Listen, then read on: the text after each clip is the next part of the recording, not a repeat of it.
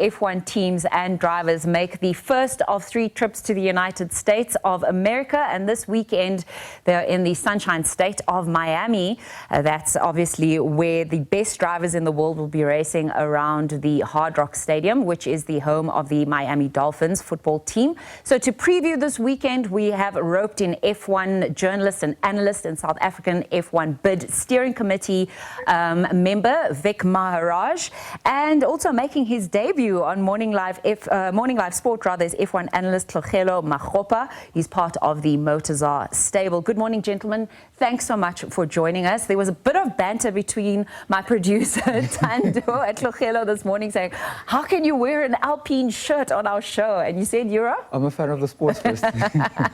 It's always important to be a fan of the sport first. In fact, talking about people being fans of the sport first, Vic, we got to start with Ferrari. It's one of the biggest names in F1, and what's coming through from many people is that they're getting the marketing right. It's about everything else but performance on the track. What are your thoughts there, Vic? Yeah, I think it's the age-old thing. You know, the reality of the situation is you've got to bring upgrades to the circuit. We found a lot of the races so far this year, the Ferrari car has, by all reports, not been able to run at the designed ride height of the car. So they had to lift the ride height of the car a little bit, which unfortunately gives up aerodynamic performance. So obviously Lewis and Charles are actually not quite on the ball. We've heard reports that Fred Vasseur says that they will be slowly understanding the problems, bringing in more updates.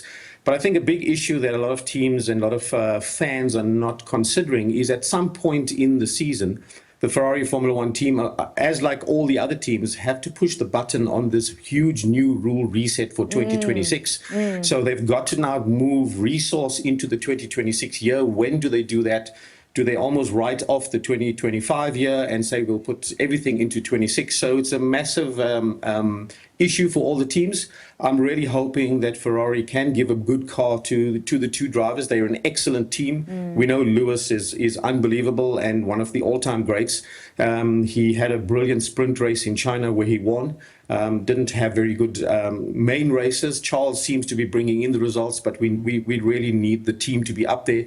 Ferrari, a strong Ferrari is good for Formula One. And of course, these, as you mentioned, are the nuances of Formula One strategy that not many people get. And I think only after your years of being in the sport do you start to understand these intricacies. But Tlhogelo, we were talking about something that I think is important before we get into the actual Miami Grand Prix, was that the Americans have multiple circuits and Africa is still fighting for one.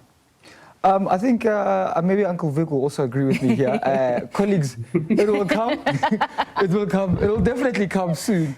But I think what the Americans have done quite well is mobilize corporate America. Yeah. And it's gotten to the point where where we have about 4 now. And they've done it so in such a short space of time that it should be a case study. It should genuinely be studied on how they managed to turn around all these issues that come into it. Yeah. And it's definitely good for them. It's good for the sport as well, because America, we know, didn't have that much of an interest in Formula One until Liberty Media took over. So I think it's something to watch and something to learn from. Maybe if it's not South Africa, then hopefully it's Rwanda. Yeah. But colleagues, it should be. We want it to be. Yeah. Listen, we spoke about this off air in that probably post-COVID, after series like Drive to Survive, many people have now found an interest in Formula One. There's an education process behind it, and perhaps that is something that's bleeding then into corporate, that we need more marketing and sponsorship heads to understand why this is such a great property for South Africa, and then that will change. But I think let's head into the race. This was the circuit that changed Verstappen's dominance, with Lando Norris obviously winning and getting his tattoo there as well. We're obviously expecting McLaren to be in fine form and rapid for this race, and Piastri has been amazing. What are your thoughts there? With McLaren, they've got a good car. They've got a very solid car, but the driver pairing as well is quite good. I think what people need to take into consideration is that Oscar is just so much more mature than Lando Norris. We've been in situations where we've seen if Lando Norris makes a mistake, he beats himself up, he takes the press conferences quite personally and corrects himself publicly. Whereas for Oscar, it's more like a day job. If it's a bad race, it's a box-ticking exercise. We learn from it, we move. Interesting, yeah. And I think that plays a big role in your mentality as a driver, because at the end of the day, it's just you and the car. And if you are going into the car knowing or coming with the approach that you are making mistakes, you're going to be a lot more conscious about your driving style and so on. So I think watching Oscar compared to Lando is a big contrast of maturity. Yeah, Vic, do you think that's also having someone like Makgopa as your manager, someone that has competed, someone that's constantly coaching, mentoring, guiding and training you? Yeah, absolutely. I think the reality is that a lot of the teams who have been watching Formula One, who look at the actual driver market, probably rate Oscar slightly higher than Lando in the sense that he's young in Formula One. Every junior formula that he's raced in, he nearly won it. I think he pretty much won everything in his first year, which is unbelievably good.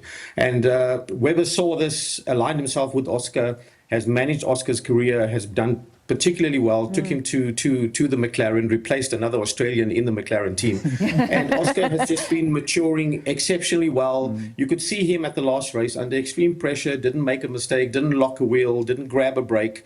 So he's maturing very quickly. He's going to be a world championship contender. Absolutely no issue about that. Remember, in the first race of the year in Australia, he didn't have a good high scoring race, and yet he's still unbelievably, I think he's leading the world championship as we speak.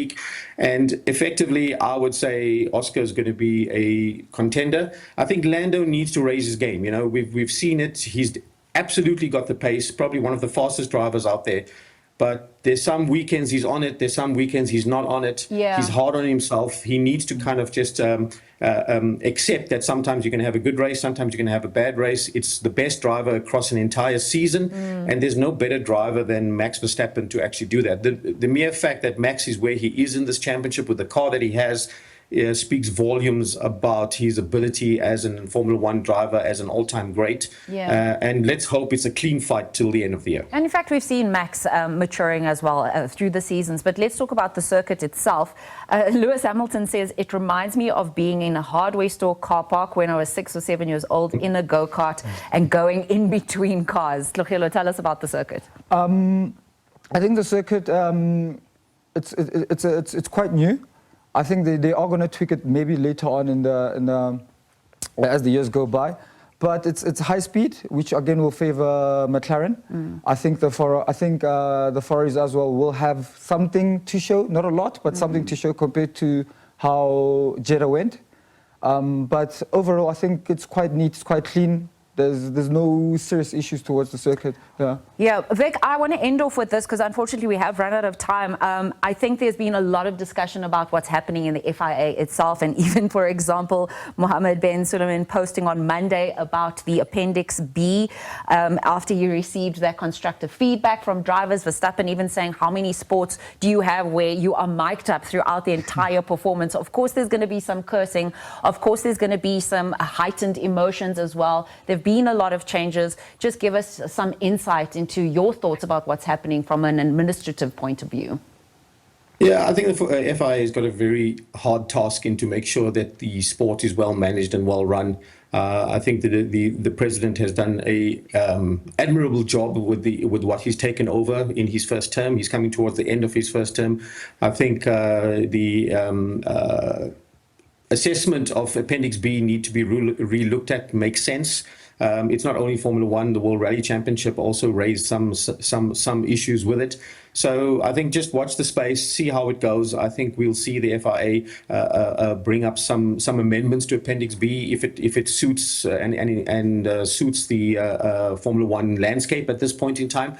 And I think that to run the sport, make sure the sport is being adhered to, make sure all the rules are being complied with is a difficult task. So I think we need to understand what the FIA does and give them the credit for running the championship. So true. I suppose it's the burden of leadership at the end of the day. People have to understand that. Gents, thank you so much for chatting to us. We're looking forward to the Miami Grand Prix. What are your predictions quickly before I let you go? Uncle Vic, I would say Max. Okay. Oscar.